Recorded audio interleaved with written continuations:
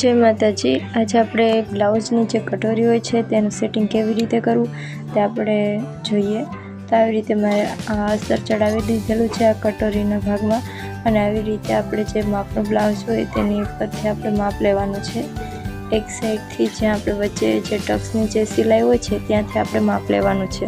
તો આવી રીતે બંને માપ લઈ અને આપણે એક સાઈડથી આપણે જ્યાં ટક્સની જે પોઈન્ટ આવે ત્યાં આપણે માપ લેવાનું છે। તો આમાં આપણે જોઈશું કે કેવી રીતે આપણે ટક્સનું માપ લેવાનું।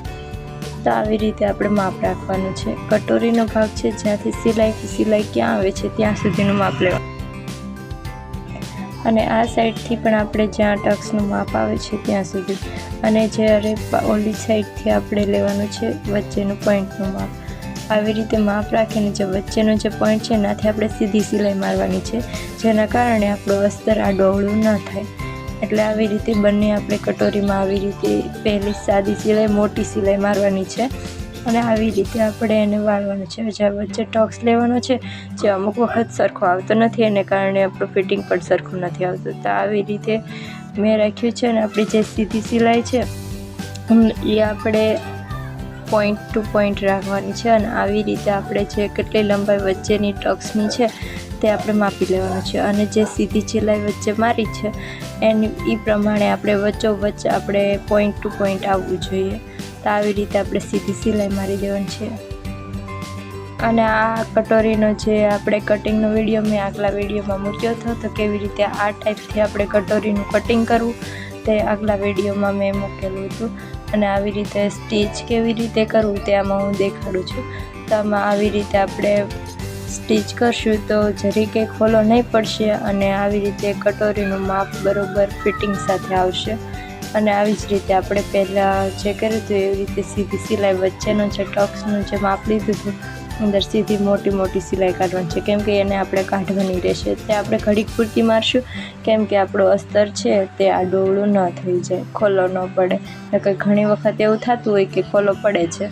તો આવી રીતે આપણે સીધી જે બાજુ હોય છે એ સાઈડે આવી રીતે પોઈન્ટ ટુ પોઈન્ટ રાખવાનું છે। જે આપણે બે માપ લીધા છે તે માપ આપણે વચ્ચે રાખવાનું છે અને ઉપરની લંબાઈ કેટલી છે તે આપણે માપવાનું છે।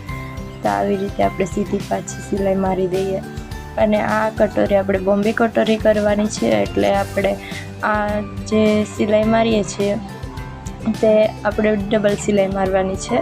આ એક સિલાઈ મારી એની ઉપર બીજી સિલાઈ પણ મારી લેવાની છે।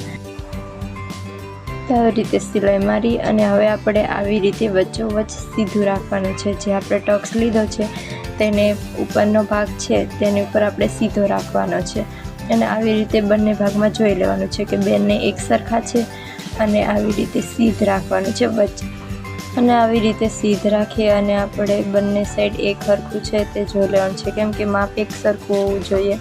તો હવે આવી રીતે આપણે સરખું કરી અને એક કટોરીમાં પહેલાંથી આપણે સિલાઈ મારી લઈએ।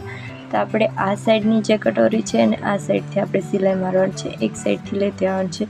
વચ્ચે જે પોઈન્ટ પડે છે ને આપણે વધારે સેજ કાપડ રહેશે અને આવી રીતે તમે જોઈ શકો છો કે બોમ્બે કટોરી પરફેક્ટલી સરસ બેઠી છે અને કાંઈ પણ આપણે ખોલો નથી પડતો। તો આવી જ રીતે આપણે બીજી કટોરી છે તેમાં પણ વચ્ચે આપણી રીતે વધારે કાપડ રાખી અને આપણે સિલાઈ મારી લેવાની છે। તો આ ટાઈપની કટોરીનું સેટિંગ તમને ગમ્યું હોય તો વિડીયોને લાઇક કરજો, શેર કરજો અને સબસ્ક્રાઈબ કરજો અને જય માતાજી।